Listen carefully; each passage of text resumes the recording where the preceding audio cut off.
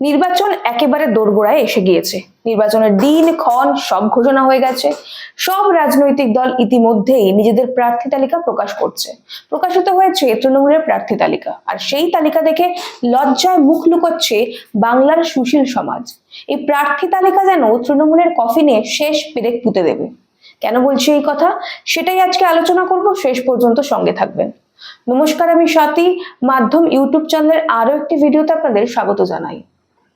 দেখুন, দীর্ঘদিন ধরে বিজেপি একটা ন্যারেটিভ চালাচ্ছে। তারা প্রায় রোজই বলছে তৃণমূল চলে গেছে, তৃণমূল চলে যাচ্ছে, শুধু সময়ের অপেক্ষা। তারা জোর দিয়ে বলছে তৃণমূল আর কোথাও নেই, তৃণমূল চলে গেছে। এবার খোদ তৃণমূল যেন সেই বক্তব্যে শিলমোহর দিল। প্রার্থী তালিকা প্রকাশ করার পর তারা নিজেরাই বুঝিয়ে দিল যে এই তৃণমূল আর ক্ষমতায় আসতে চায় না। তাই তারা একাধিক আত্মঘাতী সিদ্ধান্ত নিয়েছে। কেন বলছি এই কথা, এক এক করে বিশ্লেষণ করব, মন দিয়ে শুনবেন। দেখুন, আপনাদের নিশ্চয়ই মনে আছে, মোটামুটি 2016 সালের পর থেকে একটু একটু করে তৃণমূলের দুর্নীতিগুলো সামনে আসতে শুরু করে। প্রথম দিকে কয়লা, গলু, বালি, আমফান দুর্নীতি, এই সমস্ত বিষয়গুলো সামনে এলেও পরের দিকে আরো বড় বড় দুর্নীতি সামনে আসতে থাকে। রেশন চুরি, এসএসসি নিয়োগ দুর্নীতি সহ একাধিক মামলায় নাম জড়ায় তৃণমূলের নেতা, মন্ত্রী, সাংসদ, বিধায়কদের। এই রাজ্যে বিগত কয়েকটি নির্বাচনে দুর্নীতি একটা বড় ফ্যাক্টর হয়েছিল। শিক্ষামন্ত্রী সহ বিভিন্ন দুর্নীতিগ্রস্ত নেতারা জেলে যাওয়ায় তৃণমূলের সম্মানের 12টা 5 আগেই বেজে গিয়েছিল। তারপর বিভিন্ন ইস্যুতে চাকরি প্রার্থীরা ধর্ণা দিয়েছেন, ডিএ প্রার্থীরা যারা তারা ধর্ণা দিয়েছেন, হাইকোর্ট, সুপ্রিম কোর্টের দ্বারস্থ হয়েছেন তারা। সেই সব জায়গাতেও হেরেছে তৃণমূল। সার্বিকভাবে গোটা দেশে তৃণমূলের দুর্নীতিগুলো প্রতিষ্ঠিত হয়ে গিয়েছিল। সেই সঙ্গে ছিল প্রবল মুসলিম তোষণ। এইবার বাংলার মানুষ অনেক আশা করেছিল যে অন্তত তৃণমূল জেল খাটা দুর্নীতিবাজদের টিকিট দেবেন না, কিন্তু সেটা হলো না বাস্তবে। আমি তৃণমূলের পুরো তালিকাটা দেখেছি। আমি সেখানে এমন অনেক দুর্নীতিগ্রস্ত ব্যক্তির নাম খুঁজে পেয়েছি, এক এক করে বলবো। তার মধ্যে 4 জন তো সেরা, যারা দুর্নীতির দায়ে দীর্ঘদিন জেল খেটেছে, আর তারপরেও সসম্মানে কালীঘাট থেকে টিকিট পেয়েছে তৃণমূলের জোড়া ফুলে। প্রথমেই আসি বিখ্যাত কুণাল ঘোষের বিষয়ে। বেলেঘাটা বিধানসভা থেকে এবার তৃণমূলের টিকিট পেয়েছেন কুণাল ঘোষ। তা কি কি দুর্নীতি আছে তার বিরুদ্ধে? 2013 সালে যখন সারদা চিটফান্ড কেলেঙ্কারি ফাঁস হয়, তখন কুণাল ঘোষ ছিলেন সারদা মিডিয়া গ্রুপের সিইও এবং তৃণমূল কংগ্রেসের রাজ্যসভার সাংসদ। সারদার কর্ণধার সুদীপ্ত সেনের সঙ্গে তার ঘনিষ্ঠতার কারণে পুলিশি তদন্তের জালে তিনি জড়িয়ে পড়েন।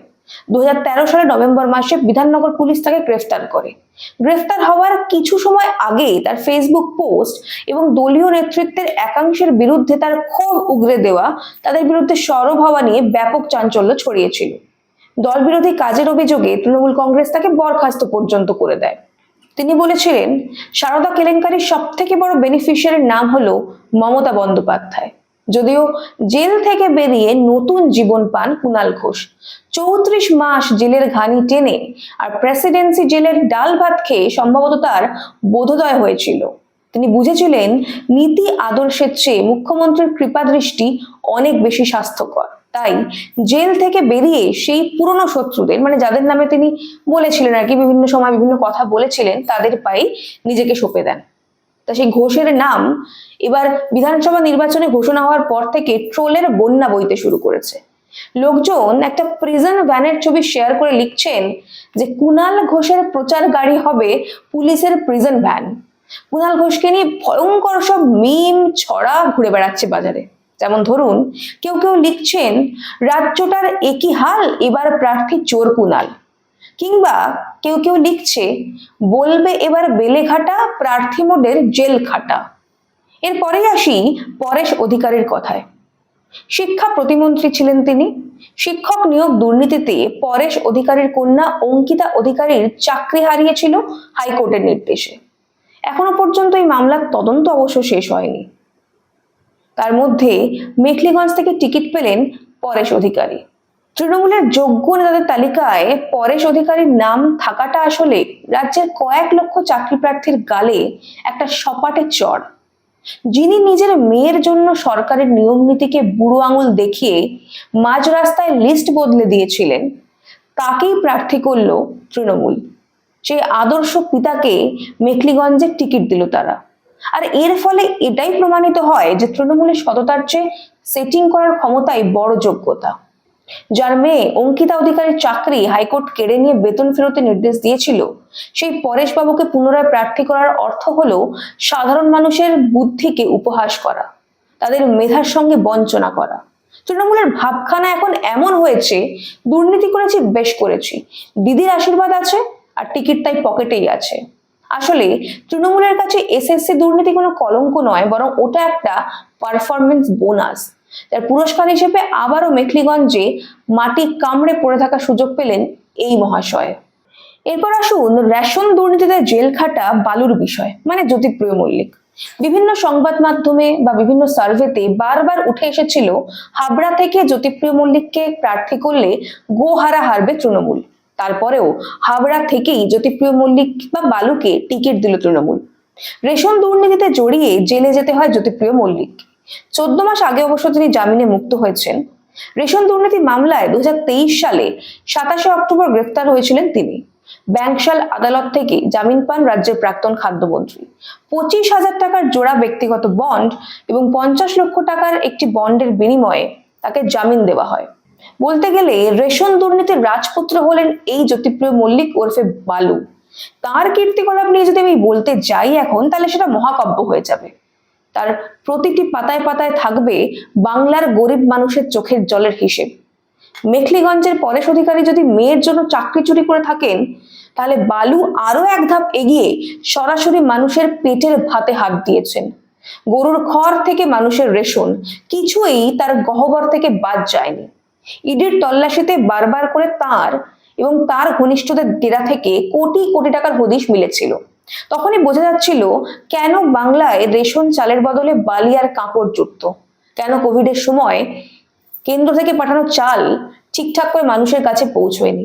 যদিও জেলে যাওয়ার পর তিনি বারবার শারীরিক অসুস্থতার নাটক করেছেন, বারবার করে হাসপাতালে ভর্তি হয়েছেন। আর এসব দেখে টলিউডের অভিনেতারা বোধহয় লজ্জা পাবেন, মানে যে পরিমাণ নাটক তিনি করেছিলেন। যাই হোক, এরপর আসুন তৃণমূলের কালারফুল বয় মদন মিত্রের বিষয়। তাকেও কামারহাটি থেকে টিকিট দিয়েছে তৃণমূল। সারদা থেকে নারদা সব কেসেই নাম জড়িয়েছিল তার। পালা বদলের ঠিক 3 বছরের মাথায় 2014 সালের 12ই ডিসেম্বর সারদা কেসে সিবিআই তাকে ডেকে পাঠিয়েছিল। জিজ্ঞাসাবাদের পরেই গ্রেফতার। যদিও গ্রেফতারের পরই অসুস্থ হয়ে পড়তে দেখা যায় তাকে, ছুটতে হয় হাসপাতালে। কিন্তু তারপরেও 11 মাস জেল খেটেছিলেন মদন মিত্র। মমতা বন্দ্যোপাধ্যায়ের মন্ত্রিসভায় তিনিই প্রথম মন্ত্রী যাকে সারদা কেসে গ্রেফতার করা হয়েছিল। পার্থও যেহেতু জেল খেটেছে কিন্তু টিকিট পায়নি, তাই নিয়ে ভয়ঙ্কর সব মিম ঘুরছে বাজারে। মানে এই যাদের কথা বললাম আর কি, এরা জেল খেটেছে, টিকিট পেয়েছে। পার্থও দোষী, পার্থও জেল খেটেছে কিন্তু টিকিট পায়নি। যাই হোক, দাগি, জেল খাটা, তাদের নাম আগেই বলে দিলাম। এরা সবাই বিখ্যাত দাগি আর কি। কিন্তু তৃণমূলের সম্পদের তালিকা এখানেই শেষ নয়, কারণ 294 যে লিস্ট রয়েছে ওদের ক্যান্ডিডেট, তার মধ্যে আরো বহু দুর্নীতিবাজদের নাম রয়েছে। এবার তাদের কথা বলবো। প্রথমেই বলি রাজীব ব্যানার্জির কথা। এবার তাকে ডেবরা থেকে প্রার্থী করা হয়েছে। ইনিও বহু গুণের অধিকারী। মাঝখানে বেশ কিছুদিন বিজেপিতে গেছিলেন, সেখানে দুর্নীতি করার সুযোগ নেই বুঝে আবার তৃণমূলে ফিরেছেন। তৃণমূলে বনমন্ত্রী থাকাকালীন তিনি বন সহায়ক পদে ব্যাপক দুর্নীতি করেন। প্রায় 2000 পদে টাকার বিনিময়ে লোকজনকে চাকরি পাইয়ে দেওয়া হয়। সেই মামলাটি এখনো আদালতের বিচারাধীন। এরপর আসুন মলয় ঘটকের বিষয়। আসানসোল উত্তর থেকে টিকিট পেয়েছেন তিনি। শুধু তাই নয়, মানে তিনি টিকিট পেয়েছেন ঠিক আছে, তার ভাইয়ের জন্য টিকিট বাগিয়ে নিয়েছেন তিনি। পশ্চিমবঙ্গের আইনমন্ত্রীর পদ থেকে মাত্র 1 সপ্তাহ আগেই তাকে সরিয়ে দিয়েছিলেন মুখ্যমন্ত্রী মমতা বন্দ্যোপাধ্যায়। তারপর সেই দপ্তর তিনি নিজের হাতে নিয়ে নেন। আর তার 1 সপ্তাহের মধ্যেই টিকিট পেলেন মলয় বাবু। কোন অঙ্কে কোন হিসেবে ভগবানই জানে। তো যাই হোক, মলয় ঘটকের নাম মূলত জড়িয়েছিল কয়লা পাচার কেলেঙ্কারিতে। ইডি সিবিআই এর অভিযোগ অনুযায়ী আসানসোল এবং তৎসংলগ্ন খনি অঞ্চল থেকে বেআইনিভাবে কয়লা উত্তোলনের যে বিশাল চক্র চলে, তার লভ্যাংশের একটি বড় অংশ প্রভাবশালী মহলে পৌঁছে দেওয়ার ক্ষেত্রে মলয় ঘটকের ভূমিকা ছিল গুরুত্বপূর্ণ। এই দুর্নীতি তদন্তে নেমে কেন্দ্রীয় সংস্থাগুলি আসানসোল এবং কলকাতার একাধিক বাড়িতে বহুবার তল্লাশি চালিয়েছে এবং বিপুল পরিমাণ নথিপত্র বাজেয়াপ্ত করেছে। দফায় দফায় তাকে দিল্লিতে ইডি দপ্তরে তলব করা হয়, যদিও অধিকাংশ ক্ষেত্রে তিনি হাজিরা এড়িয়ে গিয়েছেন, যা এ নিয়ে ইতিমধ্যে বহু বিতর্কের জন্ম দিয়েছিল। তাই এহেন একজন বিতর্কিত চরিত্র এবং কয়লা চোরকে সসম্মানে টিকিট দিয়েছে তৃণমূল। এরপর বলি চন্দ্রনাথ সিনহার নাম। বোলপুর থেকে এবার তৃণমূলের টিকিট পেয়েছেন চন্দ্রনাথ সিনহা। চন্দ্রনাথ সিনহা বিধায়ক তো ছিলেনই, পাশাপাশি রাজ্যের ক্ষুদ্র, মাঝারি এবং কুটির শিল্পমন্ত্রীও ছিলেন। তার নাম উঠে এসেছিল রাজ্যের সরকারি স্কুল নিয়োগ দুর্নীতি বা এসএসসি স্ক্যামে। ইডির দাবি অনুযায়ী নিয়োগ দুর্নীতির মূল অভিযুক্ত কুন্তল ঘোষের কাছ থেকে উদ্ধার হওয়া নথিতে এবং একটি ডায়েরিতে চন্দ্রনাথ সিনহার নাম এবং তার সাথে আর্থিক লেনদেনের ইঙ্গিত পাওয়া গিয়েছিল। এই দুর্নীতি তদন্তে নেমে 2024 সালের মার্চ মাসে ইডি আধিকারিকরা বীরভূমে মন্ত্রীর পৈতৃক বাসভবনে যান এবং শান্তিনিকেতনের বাড়িতে ম্যারাথন তল্লাশি চালান। দীর্ঘ 14 ঘন্টা তল্লাশির পর তার বাড়ি থেকে নগদ প্রায় 41 লক্ষ টাকা এবং একটি মোবাইল ফোন বাজেয়াপ্ত করা হয়। যে টাকার উৎস সম্পর্কে মন্ত্রী কোনোদিন কোনো সন্তোষজনক ব্যাখ্যা দিতে পারেননি। নিয়োগ দুর্নীতির পাশাপাশি গরু পাচার কাণ্ডেও বীরভূমের এই প্রভাবশালী নেতার ভূমিকা খতিয়ে দেখছে সিবিআই। অনুব্রত মণ্ডলের ঘনিষ্ঠ হিসেবে পরিচিত চন্দ্রনাথ সিনহাকে একাধিকবার নিজাম প্যালেসে তলব করা হয় এবং তার সম্পত্তির খতিয়ান নিয়েও তদন্ত চলছে। শান্তিনিকেতন এবং বোলপুর সংলগ্ন এলাকায় তাঁর এবং তাঁর নিকটাত্মীয়দের নামে বেনামি সম্পত্তির পাহাড় করার যে অভিযোগ বিরোধীরা বারবার তুলছেন, তা নিয়েও কিন্তু আইনি প্রক্রিয়া জারি রয়েছে। জেরা এড়াতে বারবার সময় চেয়ে নিয়েছেন চন্দ্রকান্ত সিনহা, কিন্তু কেন্দ্রীয় সংস্থাগুলির নজরে তিনি এখন নিয়োগ এবং পাচার দুর্নীতির অন্যতম গুরুত্বপূর্ণ চরিত্র। তৃণমূল ছাত্র পরিষদের রাজ্য সভাপতি তৃণাঙ্কুরের নাম জড়িয়েছে জিটিএ বা গোর্খাল্যান্ড টেরিটোরিয়াল অ্যাডমিনিস্ট্রেশন নিয়োগ দুর্নীতি মামলায়। অভিযোগ উঠেছে পাহাড়ে শিক্ষক নিয়োগের ক্ষেত্রে নিয়ম বহির্ভূতভাবে প্রভাব খাটিয়ে অযোগ্য প্রার্থীদের চাকরি পাইয়ে দেওয়ার পিছনে একটি বড় চক্র সক্রিয় ছিল। সিবিআই এর নজরে এই দুর্নীতির জাল পাহাড় থেকে সমতল পর্যন্ত বিস্তৃত। তৃণাঙ্কুর ভট্টাচার্য তার অন্যতম মাথা। তাকে একাধিকবার নিজাম প্যালেসে ডাকা হয়, দীর্ঘ সময় জিজ্ঞাসাবাদ করা হয়েছে। অভিযোগ অনুযায়ী জিটিএর অধীনে শিক্ষক নিয়োগের যে তালিকা তৈরি হয়েছিল তাতে রাজনৈতিক প্রভাব খাটিয়ে বেশ কিছু নাম ঢোকানো হয়েছিল এবং এই প্রক্রিয়ায় বড় অঙ্কের আর্থিক লেনদেন হয়েছে বলে মনে করছেন তদন্তকারীরা। তালিকা এখানেই শেষ নয়, কিন্তু সবগুলো বিস্তারিত বলতে গেলে আমাকে একটা সিরিজ বানাতে হবে, রাত থেকে ভোর হয়ে যাবে, তবু শেষ হবে না। তাই সংক্ষেপে এক এক করে বলি যে কয়জনের খোঁজ আমি পেয়েছি। প্রথমে যেটা বললাম, এসএসসি কেলেঙ্কারিতে জড়িত পরেশ অধিকারী টিকিট পেয়েছেন। রেশন কেলেঙ্কারিতে জড়িত জ্যোতিপ্রিয় মল্লিক টিকিট পেয়েছেন। রেশন বন্টন কেলেঙ্কারিতে অভিযুক্ত শঙ্কর আঢ্যের মেয়ে টিকিট পেয়েছেন। ধর্ষণ মামলায় অভিযুক্ত ঋতব্রত ব্যানার্জিও টিকিট পেয়েছেন। ভারতের প্রথম আদিবাসী মহিলা রাষ্ট্রপতি দ্রৌপদী মুর্মুকে অসম্মান করেছিলেন অখিল গিরি, সেই অখিল গিরিও টিকিট পেয়েছেন। যিনি জেলে ছিলেন সেই মদন মিত্র টিকিট পেয়েছেন, আগেই বলেছি। কুনাল ঘোষ, তিনিও জেল খেটেছেন, তিনিও টিকিট পেয়েছেন। শেখ শাহজাহান পার্ট 2 হিসেবে পরিচিত শওকত মোল্লা, তিনিও টিকিট পেয়েছেন। শেখ শাহজাহান পার্ট 3 হিসেবে পরিচিত এবং চোরাচালান ও রেগিং এর জন্য ভাইপোর ডান হাত হিসেবে পরিচিত জাহাঙ্গীর খান টিকিট পেয়েছেন। যিনি চান 50% বাঙালি উর্দু ভাষায় কথা বলুক, সেই ফিরহাদ হাকিম টিকিট পেয়েছেন। কলেজে দুর্নীতির মাস্টারমাইন্ড এবং জিটিএ নিয়োগ কেলেঙ্কারির অন্যতম মাস্টারমাইন্ড তৃণাঙ্কুর ভট্টাচার্যও কিন্তু টিকিট পেয়েছেন, আগেও বলেছি তার বিষয়ে। গরু পাচার অভিযুক্ত নারায়ণ গোস্বামী, তিনিও টিকিট পেয়েছেন। বাংলা সিনেমা এবং খেলাধুলো নষ্ট করার অভিযোগে অরূপ বিশ্বাসকে কিছুদিন আগে পর্যন্ত মানুষজন গালাগালি দিচ্ছিল, তিনি তাকে মুখ্যমন্ত্রী মমতা বন্দ্যোপাধ্যায় ক্রীড়ামন্ত্রীর পদ থেকে সরিয়ে দেয়, সেই অরূপ বিশ্বাসও কিন্তু আবার টলিগঞ্জে টিকিট পেয়েছেন। নির্মল ঘোষের ছেলে, তার পুত্রবধূ এসএসসি কেলেঙ্কারিতে জড়িত, তিনি টিকিট পেয়েছেন। বিরোধীদের হুমকি দেওয়ার জন্য পরিচিত এবং অপারেশন সিন্দুরের বিরোধী উদয়ন গুহ টিকিট পেয়েছেন। কয়লা কেলেঙ্কারিতে জড়িত মলয় ঘটকের কথা আগেই বললাম, তিনি এবং তার ভাই দুজনেই টিকিট পেয়েছেন। ওয়াকফ আইন নিয়ে কলকাতা বন্ধ করে দেওয়ার হুমকি যিনি দিয়েছিলেন, সেই সিদ্দিকুল্লাহ চৌধুরীকেও কিন্তু তৃণমূল টিকিট দিয়েছে। শিক্ষক নিয়োগ কেলেঙ্কারিতে চন্দ্রনাথ সিনহা, তাকেও টিকিট দিয়েছে তৃণমূল। যেমনটা আগেও বললাম, শিলিগুড়ি পুর নিগমে দুর্নীতি অভিযোগে অভিযুক্ত গৌতম দেব টিকিট পেয়েছেন। চিটফান্ড মামলায় অভিযুক্ত সুবোধ অধিকারের টিকিট পেয়েছেন। সিভিক ভলেন্টিয়ার নিয়োগ স্ক্যামে অভিযুক্ত রথিন ঘোষ টিকিট পেয়েছেন। পুরসভা নিয়োগ স্ক্যামে অভিযুক্ত সুজিত বসু, তাকেও কিন্তু টিকিট দিয়েছেন মুখ্যমন্ত্রী মমতা বন্দ্যোপাধ্যায়। উফ বাবা, আপনাদের এসব দুর্নীতি নিয়ে বলতে বলতে আমি হাঁফিয়েই গেলাম। এছাড়াও খোঁজ খবর করলে হয়তো স্থানীয় স্তরে যে সমস্ত নেতারা টিকিট পেয়েছেন তাদেরও কোনো না কোনো দুর্নীতির সঙ্গে যুক্ত থাকার কথা উঠে আসবে। আসলে তৃণমূল পুরো দলটাই তো চোর, তাই 294টা আসনে চোরের আগে টিকিট পাবে সেটা নিয়ে কোনো সন্দেহ নেই, সেটা স্বাভাবিক।